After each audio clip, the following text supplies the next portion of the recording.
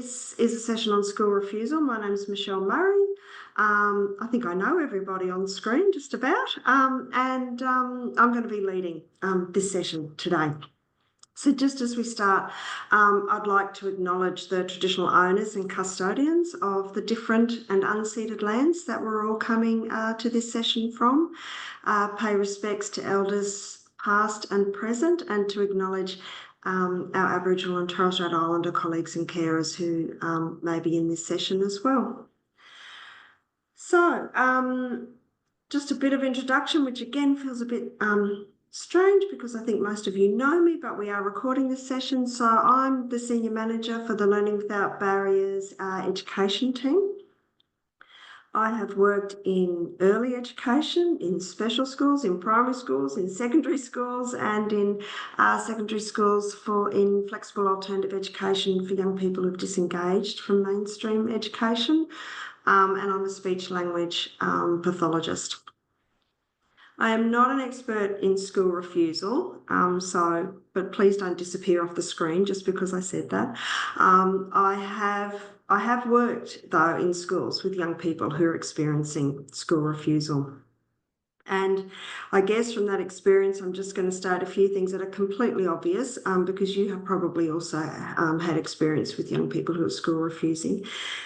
But that every child is different, yeah, so that there are different causes, different reasons, different contexts for why children school refuse. And when we understand those reasons and causes, that will help us shape the strategies. And of course, different strategies work for different young people. So even though there are some generalities, is that a word? Some generalizations, I think is the word I was looking for. When we do these, have these conversations, you know, we always have to remember that we have to apply those strategies to that individual child in that individual context. So there will always be some tweaking, yeah, of what works for that particular young person. The other thing that, again, that's completely obvious is, you know, the earlier we start providing support around school reluctance or school refusal, the better the outcomes. And that's borne out by research as well as, you know, we just know that from our own experience, right? Certainly when we were working in flexible learning schools, you know, some of the young people there had been school refusing for years, right? And so it can take a lot of time, yeah, to bring a young person back into a learning environment after long, you know, extended times away. So, you know, I think what we really have to be resilient around is that, you know, while we kind of hope that once a young person maybe starts re-engaging in school that the trajectory is, you know, like that, always onwards and upwards, you know, the reality is that the journey is a little bit more like, you know, a left turn, a downward turn, an upturn, a right turn, right? Like, so the pathway is a little bit, you know, like that, hopefully onwards and upwards. And we have to be resilient, yeah, around some of those relapses and some of the backward steps that can happen. I don't know if you guys can hear that, but I have a really annoying dog that's barking at the door. So I'm just going to quickly let him in because it's driving me nuts. I'm so sorry. I'll be 1 second. You are the most annoying thing in the world. I brunch mine with treats. They're sitting right here. Oh my goodness, so funny. Dear. You know, again, completely obvious, but we can't force it. Like, we can't force, you know, a kid to not school refuse, right? Punishment doesn't work. You know, be aware of the pep talk. Like, I'm a chronic pep talker. My children will, you know, attest to that. But, you know, when you are talking and working with the young person around their school refusal, you know, we have to be very good, deep, authentic listeners, yeah, to the young person. And if we start to kind of find ourselves, you know, launching into a little pep talk, you know, just be aware it's probably not going to work, right? What else do I want to talk about? Team approach. The team approach is absolutely essential. Yeah, so that's, you know, because School isn't going to solve the issue on their own. Home isn't going to solve the issue on their own. The young person isn't going to be able to solve the issue on their own. LWB can't solve the issue on their own, right? Like, it's absolutely the team coming together, having those conversations, collaboratively working on a plan and everybody being aligned with that plan. That's what's going to make the difference. And I guess my last acknowledgement is that it is very stressful. We know it's very stressful for the child, yeah. We know it's also very stressful for the parent carer, yeah. So we really have to think about what are some of the care strategies for the carer, what are some of the supports, yeah, that are being put in place. When I said that I wasn't an expert, that is true, and but there are experts, in school refusal, and we would have liked to have had an expert come along to this session, but we're going to keep reaching out to those people that we know in the field, and hopefully we can get them to come along and present a session at some point in the year. But we didn't want to hold this topic off until a lot later in the year because it is such an important topic, right? And it is, it really, it's the second most common reason for children and young people in life without barriers to miss school is school refusal after illness. We also know that not just for kids in care, but across the general population, school refusal has increased significantly, since COVID, as a result of all that collective anxiety, we now have a lot more children school refusing. So it's very topical. We wanted to bring it up early in the year, look out for this space. Hopefully we can get some experts to come along and talk a little bit more about it later in the year. I'm going to share a PowerPoint with you guys just quickly, and then we will definitely have some time for some questions and comments and things at the end, yeah? So I'm just going to share. Hopefully this will work.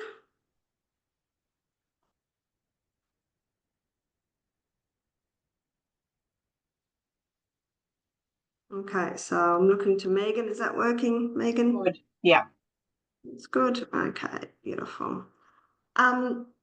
So the first thing just to point out is that most of this material that I'm talking to you today comes from those really excellent resources, the Raising Children website and their fantastic app, the Raising Healthy Minds app. Yeah, if you don't have that app, or if your carers don't have that app, get them onto it because it's got some really great stuff. And if you just search school refusal in there are webinars, there are documents, there's all sorts of great things there. Yeah.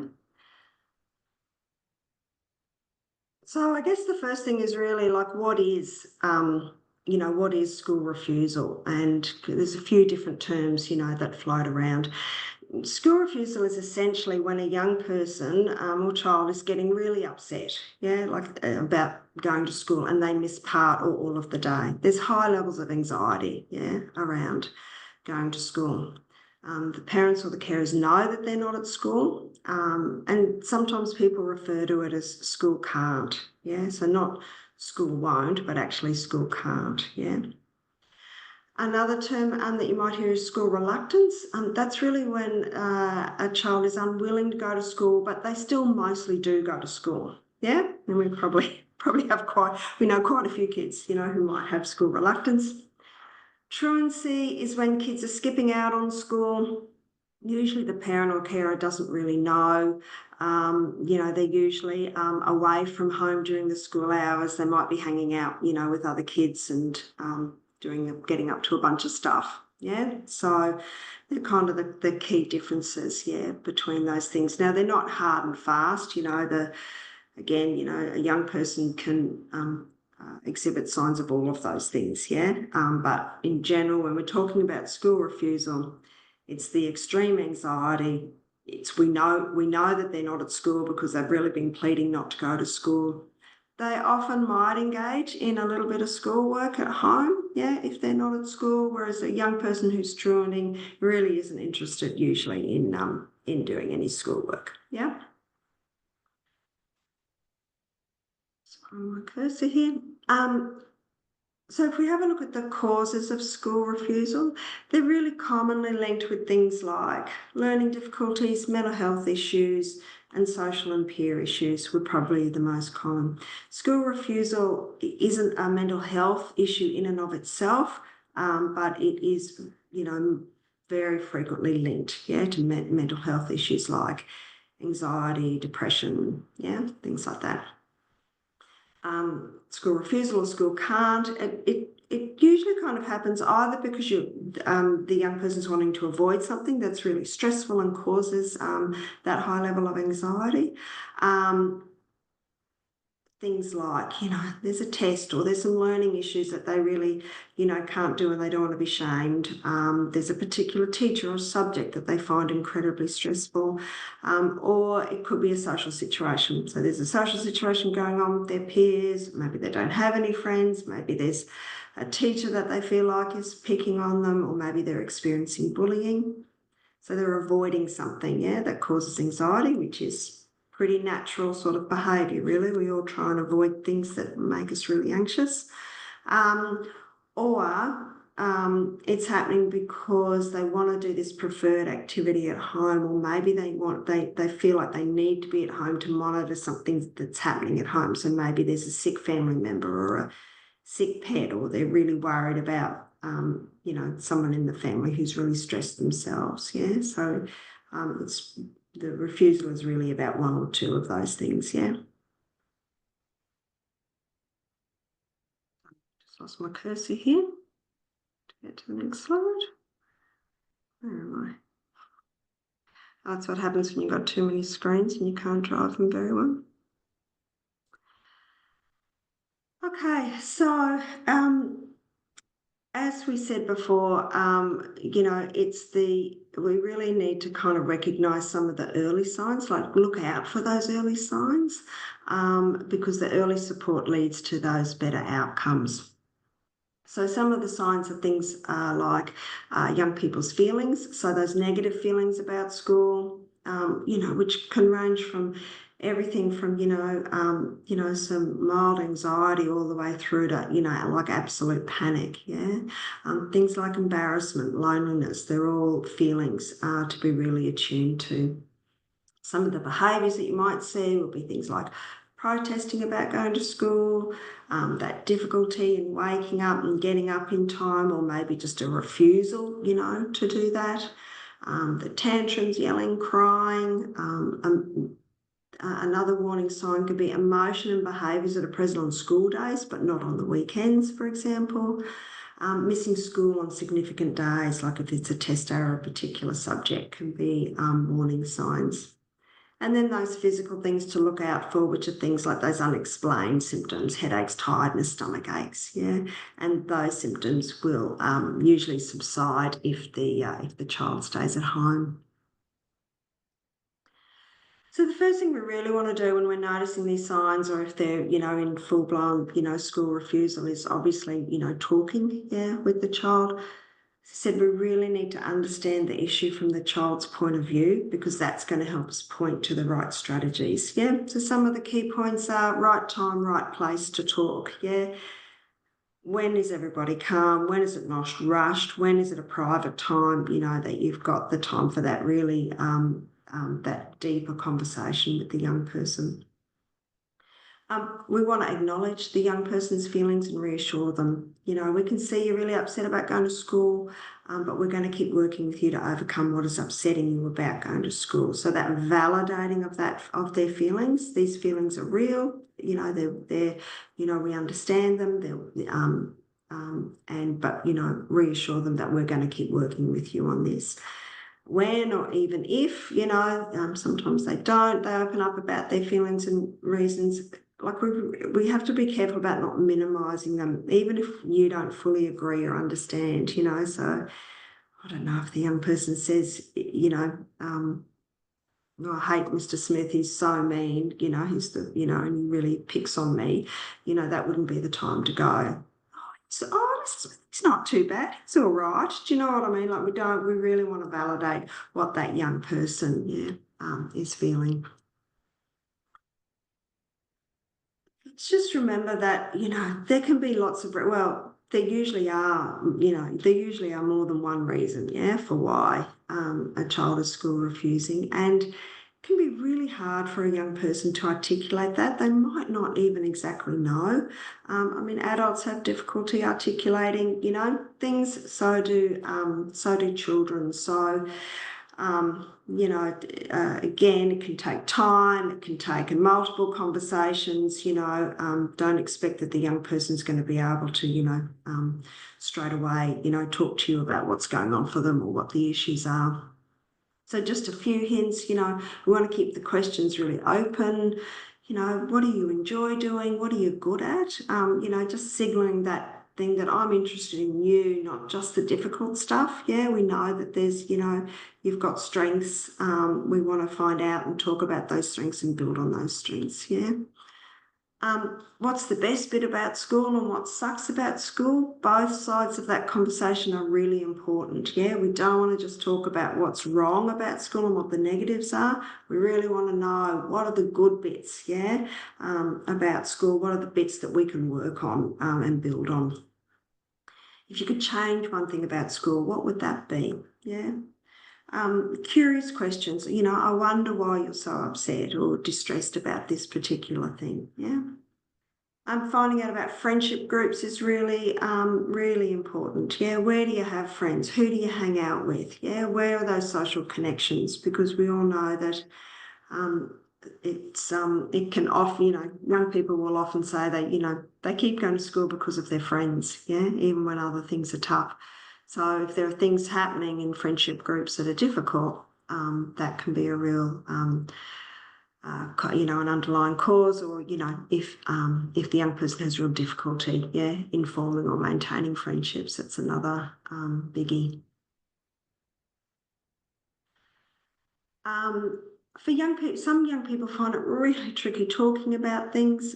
Maybe you could try drawing things, or they could write things down for you. For little ones, maybe using some smiley faces to rate different parts of the day. What's the car ride to school like? Is that a smiley face or a sad face? What's it like in class time? What's it like at morning tea? What's it like at music? Like what's it like at all these different, parts of the day can be kind of a way to open up some of those conversations. So when we're finding solutions with young people, what we're really looking for is problem-solving approaches, and it's with the child. Yeah, so we're not kind of finding a solution and imposing that. Yeah, on the child, they have to have buy-in to what the solution is going to be. Yeah. The key here is really breaking it down into smaller chunks. So you're not going to try and solve the problem of, we notice you're having difficulty going to school. Let's solve that problem. Yeah. Like you have to break it down into the chunks of, you're having trouble getting up in the morning. Like, what are we going to do about that? You're having trouble, we know you're having trouble when, when you getting to the school gate. So what are we going to do around that? Yeah, so it's breaking it into those manageable chunks and solving those problems. I think our next webinar is on restorative problem solving, where we're having a look at that, the very terrific work of Ross Green in that. So a lot of that approach would be very useful, in this scenario of school refusal. You really want to reassure the young person that we're going to work together, and we're going to work together with the school, to find some solutions and help you go to school. You might want to talk to the young person about seeking some specialist support, counsellors, psychologists, things like that, to help you find ways to manage your fears and worries about going to school. Some young people will really need that additional specialist support. Some young people won't, but some young people will. We always just want to keep finding ways to step forward. Yeah, like what's the next step? Yeah, like not getting too stuck in the overwhelmingness of it. Yeah, like it's what's the next small step? Yeah, that we can take, and let's give that a go. And you know what? If that small step didn't work, well, we'll just find we'll find the next small step. Yeah. That's the way we've kind of got to approach it, because not everything we try is going to work. But there is always another step, another idea that we can try. And we really want to focus on building the young person's self-esteem. Like, what are the things that we can praise? What are the small steps, or, that we can encourage? It might even be around goals or small steps that are not related to school. Yeah, because we want to keep building that self-worth and that identity as we're working through this issue. Like I said in my introduction, it's the team approach that's really going to make the difference. As soon as you see any signs of school reluctance or school refusal, we really need to be reaching out to the school and sharing information so everybody fully understands what's happening. The school can share with you, like, when are they noticing high levels of anxiety? You can share with the school, like, we're really struggling to get the young person up, or, they're really, they're having, they get in the car okay, but as soon as they see the school, they're having a meltdown, so that everybody's kind of really understanding the full breadth of what's going on. Those clear communication channels are really important, that regular contact. We really want to model positive relationships with the school and keep talking positively about the school with the young person. That's kind of really important as well. And also just acknowledge the support that the school will be providing. Sometimes schools provide a lot of great additional support, sometimes not so much, but certainly acknowledge, the attempts that they're putting in place. We really want to make sure that the school understands that the anxiety that the school is experiencing, and that's what's driving the school refusal, that it's not disobedience or laziness or other negative perceptions. It's so important that we're all on the same page with that, because that will fundamentally change how we approach the young person. Look at what school-based mental health resources are there, like guidance officers or school-based counsellors. Your child, the child in the school will not be the only child who's experiencing school refusal. So what do they do? What are their practices around school refusal? We really want to make sure that the school is welcoming for the child, so that they do feel like it's a place where they're wanted, that they do have a place to belong, even if it's really tricky now. But that, that really the feeling that they get is that the school wants them there. That's the feeling that they have to have. And, when you've got some really chronic school refusal, the initial focus is probably going to be much more around just getting them, into school, rather than getting too focused on the academic, achievement. Working with mental health professionals is also really important for some of our young people, particularly those with the more serious and, chronic school refusal, or school refusal that's really linked to those mental health issues like high anxiety or depression. Go to GPs to get mental health plans, and these are some of the mental health professionals, who can provide support. Often psychologists, but occupational therapists can also, be really great supports around this.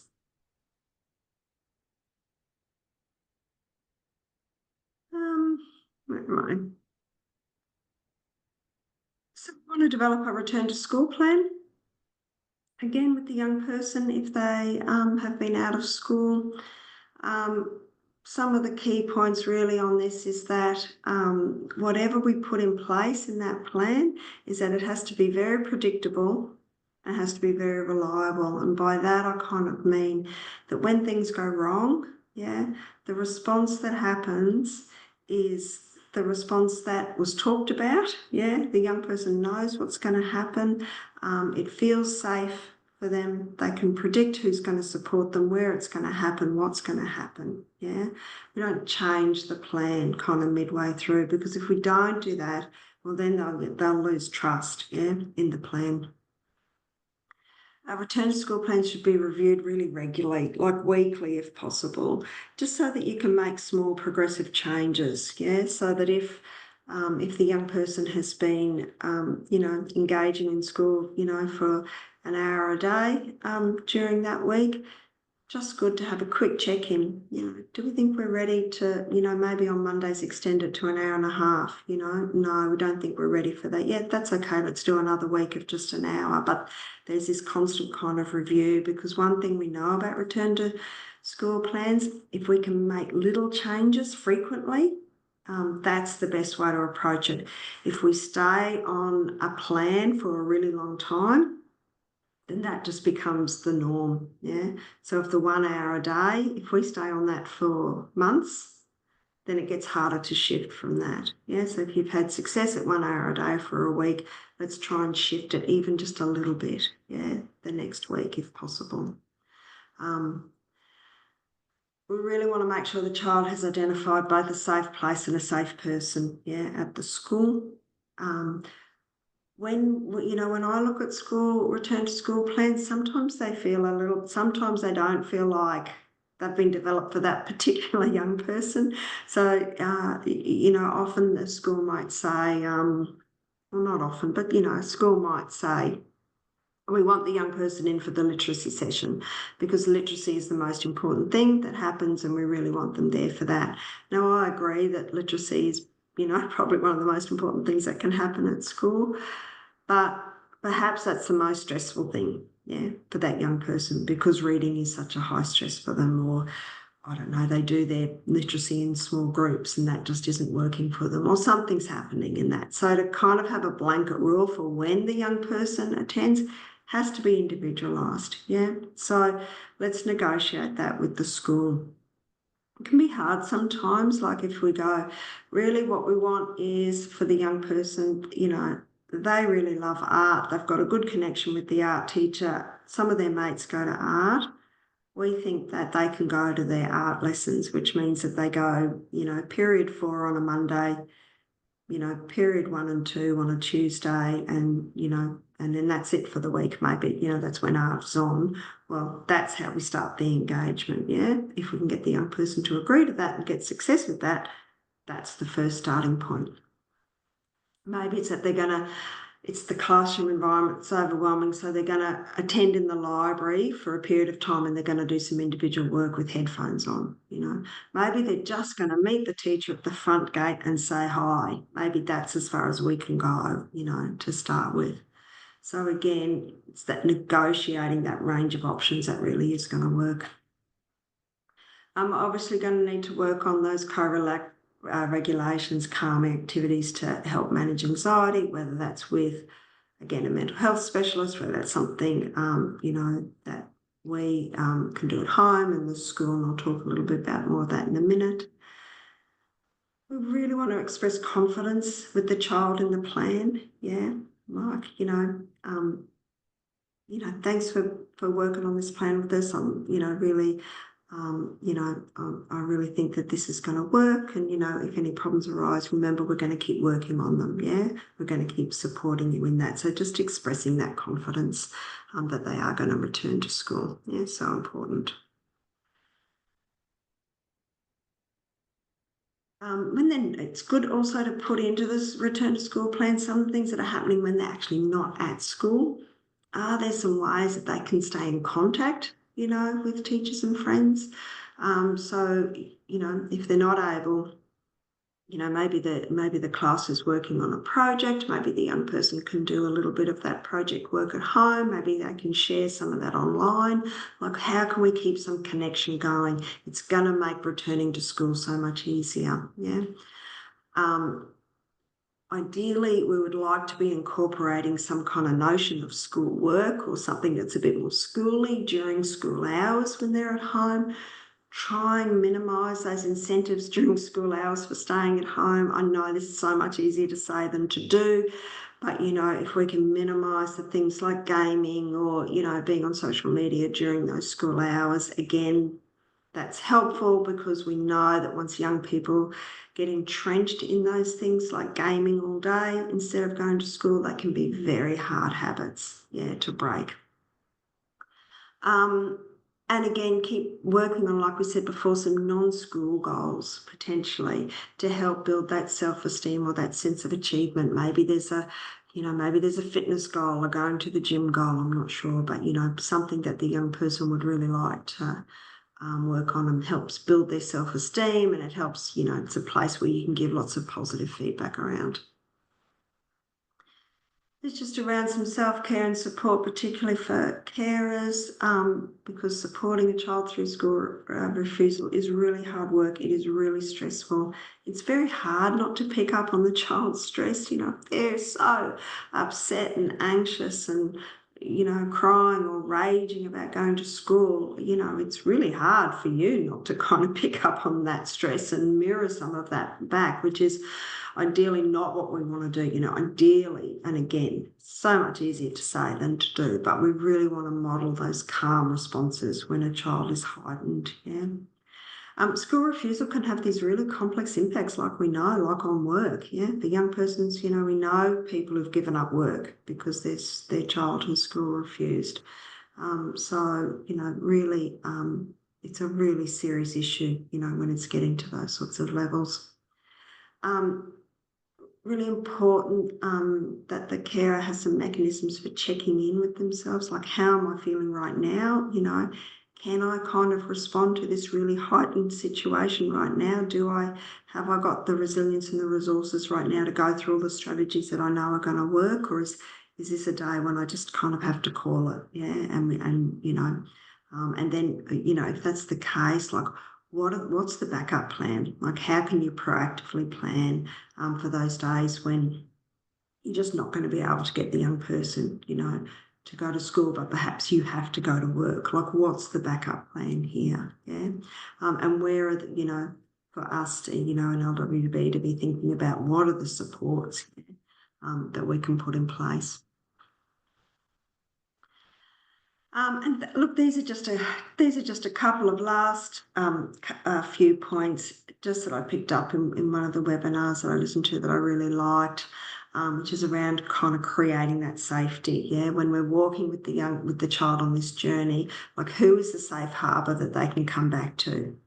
When things haven't worked, when it has gone all pear-shaped, where's the person, the safe harbour that they can they can talk to that about, that they can not feel guilt or shame or, embarrassment or anger, that they can come back, and talk about those things with and find that next step, Talked about the support has to be predictable and reliable. And there was something else I really liked, and I mean, this just isn't for a young person who's experiencing school refusal. This is really for any of our young people who exhibit heightened behaviours, is how are we practicing those regulation strategies? Because really we need to be practicing them in the easiest environment with the most support first, whereas what we're often doing is that bottom line. Often we are expecting children to use the strategies in the most difficult environment when they are at their most highly distressed mode, right? It's like asking someone to learn to ride a bike without the training wheels, I think was how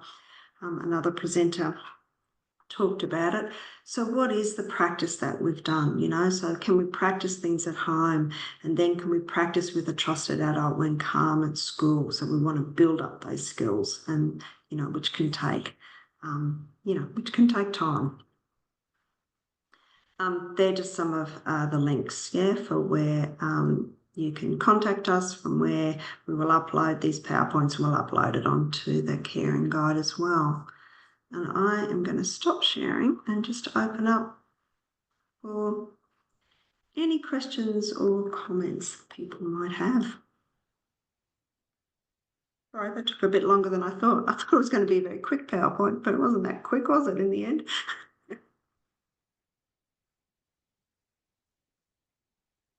Anyone have any young people that are school refusing at the moment? Don't. Yeah. Or any school reluctance? Most. School reluctance and refusal. Yeah. Yeah, a lot of suspensions. One little fellow in particular. Suspensions, yeah. Yeah, 1 week into school and he's suspended today and tomorrow. Yes. Really. Because he knows that if Nan comes to pick him up, he's going to go to the shop and get a toy. Yeah. So there's some work there needs to be done with the carer. And also with the school, right? Because, you're right. Sometimes behaving in a certain way at school, that means that you get sent home or you get suspended, really is a form of school refusal, isn't it? Because it's almost like a choice. Yeah, I'm going to do this because I know that's going to mean that gets me out of the situation. So that's a really good point. Yeah, yeah. And he's habitual, you know, it happened last year. So even at after school and holiday program, he was doing very much the same. Yeah. And his reward was always a toy at the shops. So he knew, you know, and he's only 6 or 7. Yeah. Yep. Yeah. So that's certainly something that needs to be worked on, but also something that needs to be explained to the school. Yeah, like, you know, like as much as, you know, it's not a great strategy from home's perspective, you know, did you know that, you know, when you send him home, like this is what's happening. Yes, we'll try and work, you know, with the care around this, you know, however, can we think of other strategies, yeah, where they, you know, stay at school, yeah? What are the strategies that can keep them at school? Because otherwise his behaviours are just going to keep happening, yeah?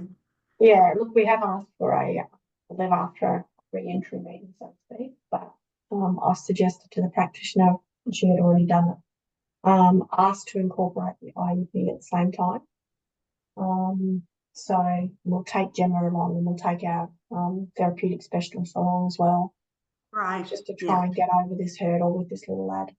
Yeah, absolutely. Because, you know, again, they're so little that, you know, these patterns can get established. Yeah, that can be hard to break further down the track. There must have been a reason for the first refusal in the first place. So once again, what happens with schools is they don't look at the initial trigger, and then the NAN's buying the presents is a consequence of not the initial trigger not being met. So, you know, so I'm Donna, I'm the ed consultant for Queensland, so everybody knows who I am. So really, the school's got to do some due diligence and find out where it's starting, because Nan's band-aiding it so she can do the best she can. But once again, the school's shirking the responsibility because something has happened to that little person that they don't want to be in their school. Yeah, we tried to explore that a little bit. So I guess having Gemma on board and making sure that the school have some strategies before they just automatically suspend him. You know, what did they do yesterday to try and avert a suspension? I don't think they did anything. So we need to try and understand why. I mean, he's been a challenge all year, like last year. But yeah, Gemma's given us some really good things to think about and talk about when we go, and she'll be there as well, holding them accountable, which I think is something that we haven't had before here in WA. So having Gemma there with that experience, yeah, it might kind of shake them up a little bit. Yeah, absolutely. You know, and I mean, really, you know, it always, you know, it always breaks all of our hearts when you hear about little ones that young getting suspended, because it's pretty meaningless, yeah, to a little one.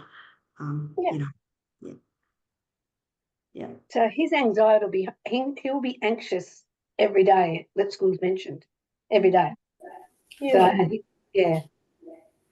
Hi, Donna. Marvik here. I'm actually the practitioner for this child. Last year, he was fine. He performed really well at school.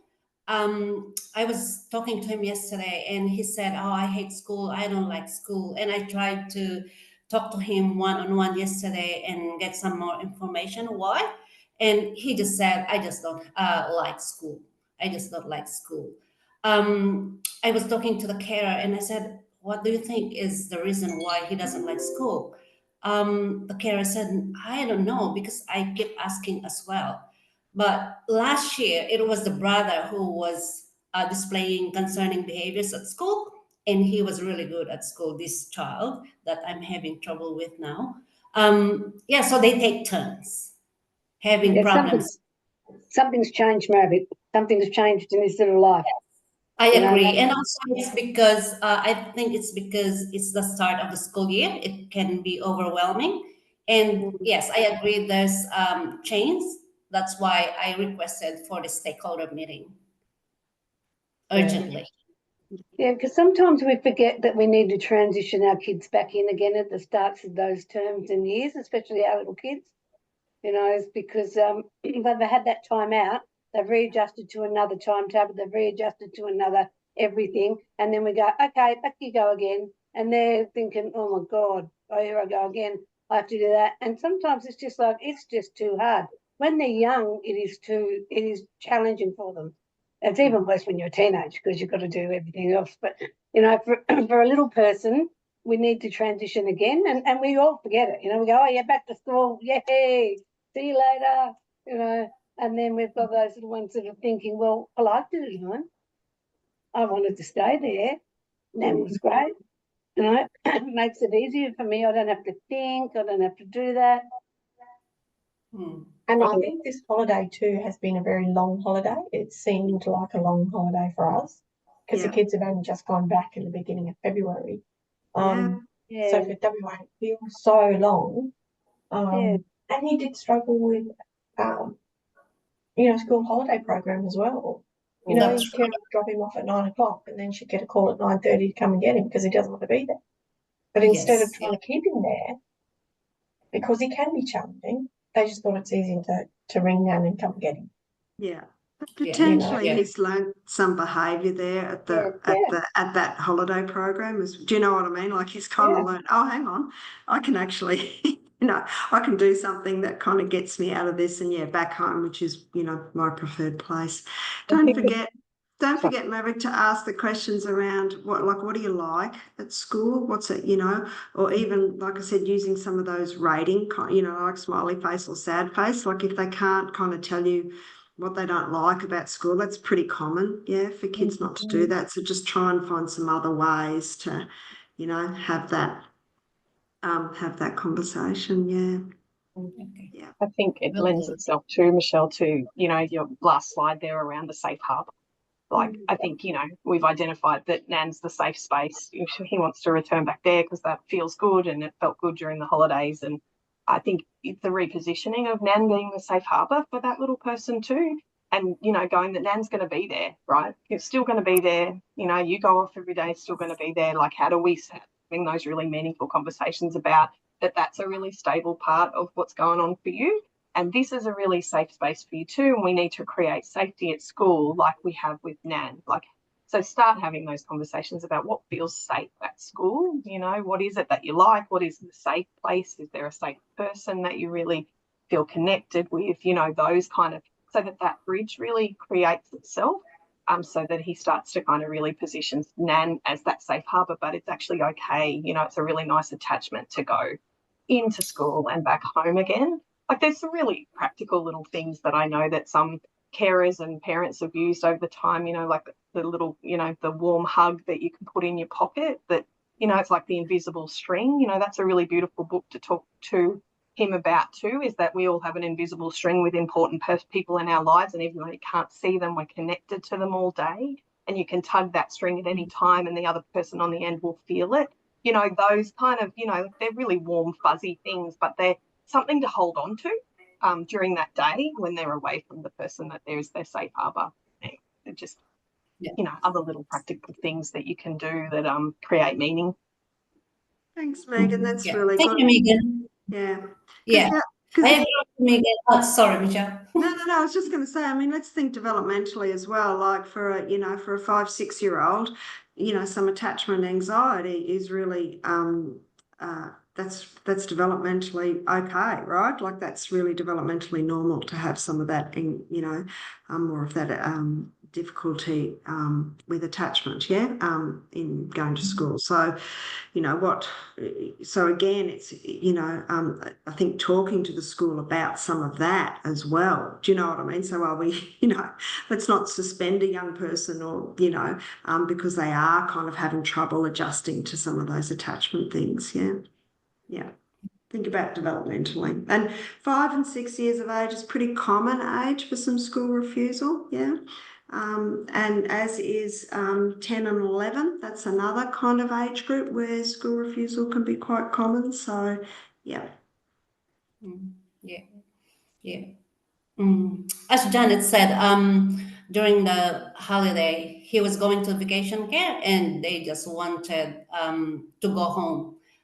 Because they know when they go home, they will have fun with Nan. They go shopping, they can play on their iPad. I am working with the carer, and I said to her when they are sent home, you should, or I think it's better if they do some stuff with you, like educational stuff, not just playing on their iPad or going to the park or going to the shopping centers, because they enjoy that, and that's why they don't mind being sent home. And they actually ask the staff to call Nan to get to come and get them. You know, sadly, Maravik, the school should be providing stuff that doesn't want them to go home. Once again, we've got to have a look at the fact of what they're doing at school. You know, kids love it. 5 and 6, if they've got a good little school environment, they're happy to stay there. You know, they're really happy to stay there. So if they're wanting to go home because life's better at Nan's, yep, she is doing her bits and stuff like that, but there is something going, there's a part of it that's missing that needs to be spotted. You know, and at that age, you can't afford to have them, you know, like going home all the time from school, because they lose that connection really quickly. And that's what's happened. And I'm just going to ask another little question. Was that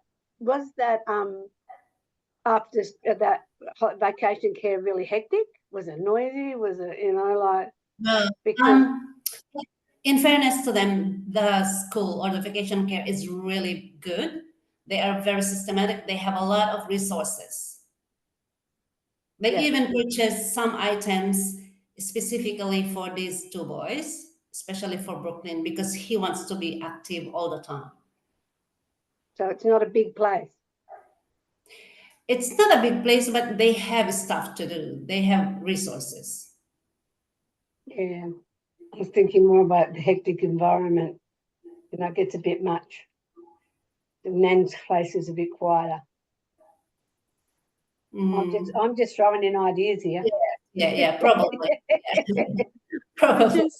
Which is, you know, I mean, exactly what we do when we try and, you know, solve these or find some solutions, is to kind of work out what's the real underlying cause, yeah? Is it attachment issue? Is it, you know, is it the school environment? Is it, you know, like what's going on? Is it that they, you know, are feeling not safe or connected at school? Like, you know, it could be all of those reasons. It could be none of those reasons. It could be one of those reasons, yeah? That's kind of that's the working out. That's why it needs a team. That's why, you know, what you're doing, calling a stakeholder meeting and getting all the people involved so that you can really kind of try and understand, yeah, exactly what is going on. So then you can find some solutions that will hopefully work. Yeah. Don't let them leave. Sorry, Michelle, I'm just going to tell Maravik this one. I worked with Maravik before, so she knows what I'm like. Right. Mary, don't let them go without putting a plan in place, because they'll try. They won't see the importance of a plan like we do. You know, they'll go, oh yeah, we'll do this, and this. But no, give them some time. Say, this is what we're going to do for this time. Let's review. This is what we're going to do. Let's review, because otherwise they'll just push it off. And ask him, does he have a person? Who's his person in the school? Identify that person straight up. You know, because schools are busy and they just like push it out the way because that's what they want to do. Yeah, will do. Thank you. Thanks everyone for your time today. I really appreciate you coming along, and yeah, look forward to chatting and getting over to WA in the next few months. Yeah. Okay, take care everybody. Thank you. Michelle. See ya. Bye. Bye. Bye.